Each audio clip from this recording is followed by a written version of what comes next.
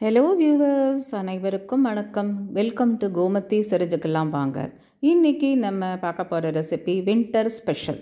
Winter special recipe என்ன பெருசாக, இன்றைக்கி பசு மஞ்சள் வச்சு சூப்பராக ஒரு வத்தக்குழம்பு, நல்ல புளிக்காய்ச்சல் மாதிரி அருமையாக இருக்கும். எப்படி பண்ணுறதுன்னு பார்க்கலாம் வாங்க. பசு மஞ்சள் ஒரு 100 கிராம் அளவுக்கு இருக்கும். அது இந்த அளவுக்கு எடுத்தால் போகிறோம் ஒரு ஃபேமிலிக்கு குழம்புக்கு. இதை நல்லா வாஷ் பண்ணிவிட்டு, மண் போக வாஷ் பண்ணிவிட்டு தோல் சீவணும்.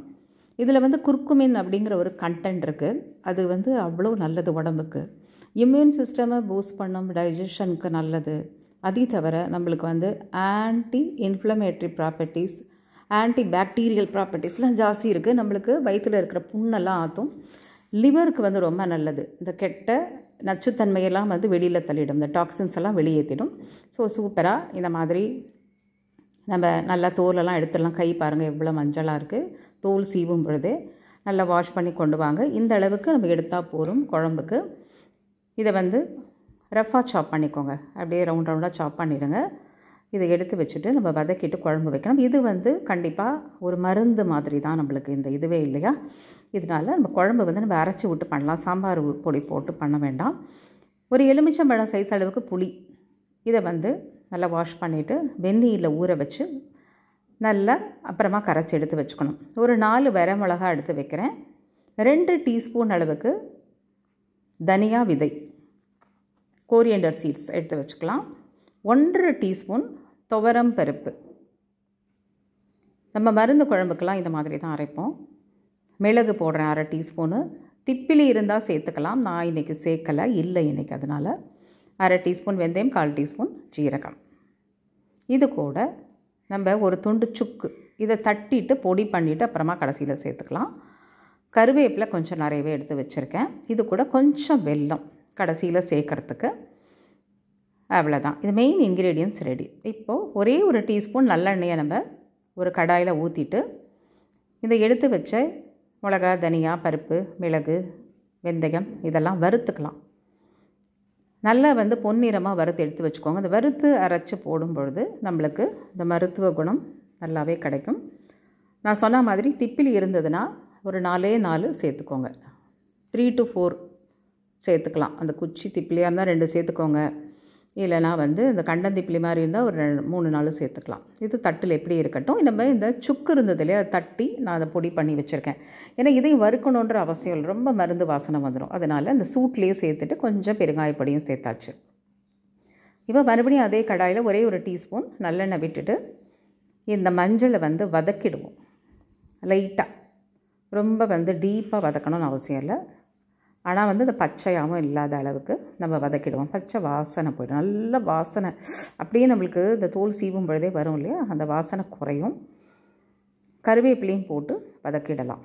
கருவேப்பிலை நல்லா நிறையவே போட்டுக்கலாம் குழம்புக்கு. இதை ஒரு தட்டில் எடுத்து வச்சுடுவோம். இது ரெண்டும் ஆறிடுதுன்னா அரைச்சிட்டோன்னாக்கா தாளித்தோன்னா குழம்பு டக்குன்னு பண்ணிடலாம். நல்லா ஆறின அப்புறம் ஒரு மிக்ஸி ஜார் எடுத்து வச்சுக்கோங்க. அதில் இந்த மிளகா, தனியா, பருப்பு அதெல்லாம் முதல்ல சேர்த்துப்போம். இதெல்லாம் சேர்த்த பிறகு இதுக்கு மேலேயே நம்ம வதக்கி வச்ச மஞ்சளையும்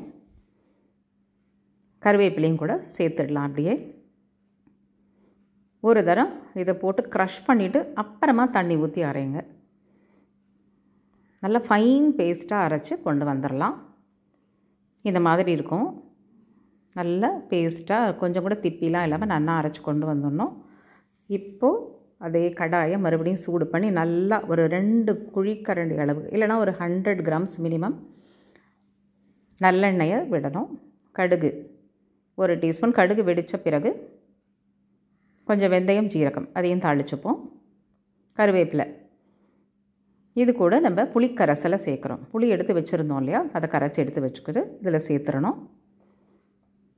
ஜஸ்ட்டு இந்த பச்சை வாசனை போகணும். பச்சை வாசனை போக அளவுக்கு குக்கானால் போகிறோம். ஒரு 5 minutes. குழம்பு நல்லா கொதி இந்த பச்சை வாசனை ஒரு 5 minutes மேக்ஸிமம் போயிடும். இப்போது நம்ம அரைச்சி வச்சு விழுதை இதில் சேர்த்துடலாம்.